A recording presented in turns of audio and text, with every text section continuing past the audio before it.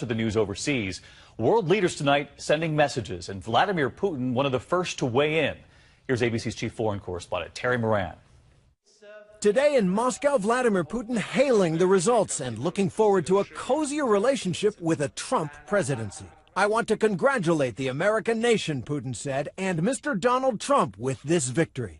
Putin even pointing out he was paying attention when Trump praised him on the campaign trail. He said Trump is a genius. I will get along, I think, with Putin. I said he was a strong leader, which he is. Very different reactions to President-elect Trump in Mexico. Newspapers expressed horror. This summer, then-candidate Trump faced off with President Nieto over Trump's plan for a border wall. Today, Nieto called Trump and afterward almost pleaded for good relations. We need to build a relationship of trust, he said. And German Chancellor Angela Merkel almost warning Trump that she will cooperate only on the basis of values like respect for the law and the dignity of human beings.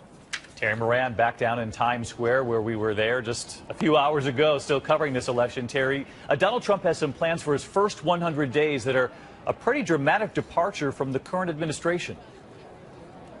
He sure does, David, although he's a wild card on the world stage and world leaders will be watching him. But in his first 100 days, he has promised he wants to build a wall, a great big wall, and make Mexico pay for it. And he will halt, he says, the resettlement of any Syrian refugees. He's going to be very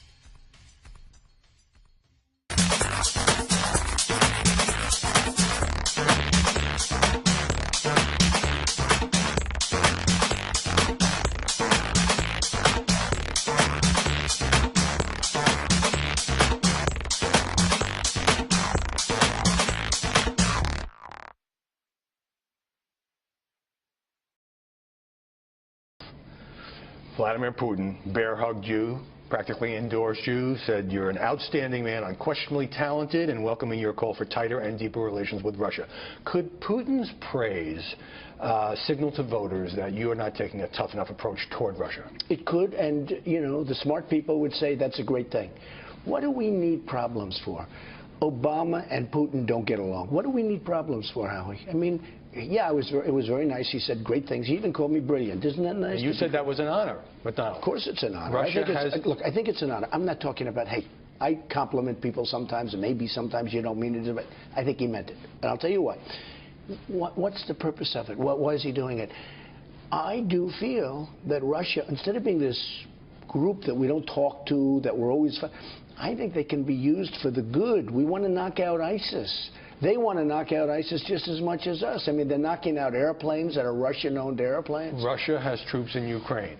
Russia is propping up Assad in Syria. Do you want a friendly relationship with Russia or an adversarial one? Well, let's start off with Assad. First of all, we're fighting Assad, and we're fighting ISIS. And Assad is fighting ISIS. We don't know what the hell we're doing. We got all these fights going on. We don't know what we're doing. You got to go one at a time. We have to get rid of ISIS. That's the most important. We have to do that faster. We have to do it powerfully and get it done. As far as Assad, you wait. You just wait. Now, Russia is on the side of Assad. So is Iran. So are other people.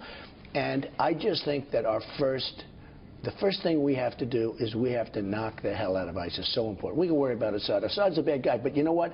The people that we're backing might be worse. And we've seen that between Libya and Iraq and all these people. We get rid of all these, the so-called strongmen or the dictators or whatever you want to call them, and then it ends up being 10 times worse. Look, had we spent $0 in Iraq and all of the places over there, we would have been in much better shape than we are right now. Right now, the Middle East is a powder keg. Before, whether you like Saddam Hussein or not, and who likes him, he was great at one thing. He killed terrorists. There were no terrorists. They were executing terrorists on a daily basis. Now it's the Harvard of terrorism. You want to be a terrorist, you go to Iraq. So we have really messed up the Middle East. Let's talk about... And by the way, and I think Russia can be a positive force and an ally as opposed to always fighting with Russia. Let's talk about some of the journalists who have been attacking you, who are not in the opinion business after your proposal to temporarily bar most Muslims from coming to the United States. Tom Brokaw, a dangerous proposal that overrides history, the law, and the foundation of America itself. You want me to comment on Tom Brokaw? I'm not a fan of Tom Brokaw. Never was a fan. When I did The Apprentice, he came over to me when I was sitting with George Steinbrenner. He said, "Thank you, Mr. Trump," because I had the big show on NBC, and it, was good for him with his newscast. Okay, I help him. And now all of a sudden, the first chance he gets, he attacks me. But he came over, "Thank you so much, Mr. Trump. Thank you so much for doing such a great job," because it was so successful. All right. Let me just tell you, Tom Brokaw, and the others, in all fairness, I understand. Somebody has to bring up when there's a problem. There's a problem. There's something wrong. Something's going on. There's a level of hatred there, whether it's a 25% group or a 7% group or a 10% group. There's a level of hatred. We have to figure out what's going on. Let me read you some others just because I want to give you a chance to respond to what I've said is the media sort of going nuclear on you. Campbell Brown, former NBC and CNN anchor, telling her colleagues in the TV business, "Please stop. For 1 week, don't say his name. Let's stop being complicit in promoting his hateful and harmful demagoguery." You know what's interesting about Campbell Brown? For years, I haven't heard of her name. I didn't even know she was still alive, but I guess she is. Ben Smith, the editor of the very popular site BuzzFeed, he told his reporters in a memo, "It's okay to call Trump a mendacious racist because that's not an opinion, that's fact." The Daily Beast executive editor Noah Shachtman says, "People should boycott your businesses because he thinks you're a racist and a neo-fascist." What do you make of this combined artillery? I'm the only one that speaks my mind and tells the truth, and everybody knows I'm right. And I have great friends that are Muslims, and they call me, some of them, not some of them are not so thrilled, but at the highest level, and they called me and they said, "What you did is right. There's a problem. We have to get to the bottom of it." There's a level of hatred and viciousness that we have to find out what we're going to do about it. You have a bit of a pattern where you put out something that seems a little over the top that some people find offensive. For example, you initially said complete and total shutdown of Muslims coming into the United States. Then you backtrack a little bit. You say, well, it won't last that long. Temporary. I always said very temporary. Okay. And you said some exceptions. I'm not talking about permanent. You had to know when you said that there would be a media explosion, that you would be attacked. Many in the Republican Party attack you, Democrats obviously, many in the media, but then it puts you at the center of the campaign conversation. By the way, you don't say that. Well, many agreed with Many Republican primary voters agreed. Many agreed, about period. split, roughly half and half. Whatever, but I mean, many agreed. But is it part of your strategy to dominate the campaign coverage by putting things out there that you know will get this tremendous media reaction, even though a lot of it will be negative? I have no strategy. You know what my strategy is? Honesty. I say it like it is, like your old friend Howard Cosell used to say. I tell it like it is. The fact is that there's a problem. We're going to solve the problem. The way we're going to solve the problem is to air the problem. I aired the problem. It's very interesting. That was done about a week and a half ago. And I took incoming like you wouldn't believe, right? From everybody. I mean, wow. I said, man. 3 days later, everyone's saying, well, you know, we got to discuss it. He's got a point.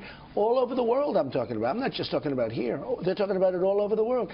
Now people are saying, Trump's got a good point. We really have to sit down. We have to discuss it because there are real problems. And I'm not only talking about in this country. I'm talking about in many other countries. You told Chris Wallace that Ted Cruz is a bit of a maniac in the Senate, not qualified to be president. And then in the debate, you said, oh, his temperament's fine. You patted his arm. I know you like Senator Cruz. I know that you two get along. But then why did you call him a maniac? I do like him. Well, he said something about me, and I said something with a little smile. And frankly, we had a lot of fun at the debate. I said, well, I really got to know him very well over the last 3 days. That was right after I said, he's fine. He's actually a very nice guy. I'll tell you about Cruz. He's the one person, and Ben Carson also. Ben Carson also. But then he hit me, and then I hit him, and then he retreated a little bit, but not retreated. He didn't retreat. I get along. I really like him. And I really like Ted Cruz. A lot of people don't like Ted Cruz. I like him. He's the one person that when I said things that were right but controversial. You know, a lot of the things I say are correct, but they're controversial. Because our world is so politically correct today that if you say correct things, that, you know, all of a sudden they think, oh, what a terrible statement, even though they're basically, you know, they're basic statements that are correct. But Ted Cruz would back me 100%, I guess virtually every time. You cover it better than anybody. But after the maniac comment, two powerful voices in radio, Rush Limbaugh and Mark Levin, who've generally been supportive of you. Two great guys. Yeah, said, two great guys. Criticized you for taking on Cruz. So did that make you rethink it a little bit? Well, I like those two people. They've been very, very supportive. And it made me think about it a little bit, because Mark and Rush have been so nice to me, and I did think about it a little bit. You said the CNN moderators in the debate were stirring up trouble by asking your rivals questions. Trump said this, Trump said that. Do you want to respond? Yeah. You're the front runner by a lot, as you would say. By a lot. Of course, a lot of the questions are going to revolve around you. You didn't even seem that upset. No, It's but kind of a I didn't think it was that, because the first debate, if you look, the first big portion of the show was Donald Trump said this, Donald Trump said that, Yeah. Donald Trump. And I said, what's going on? Even my wife, she commented, she said, that's sort of terrible, and like stirring up trouble.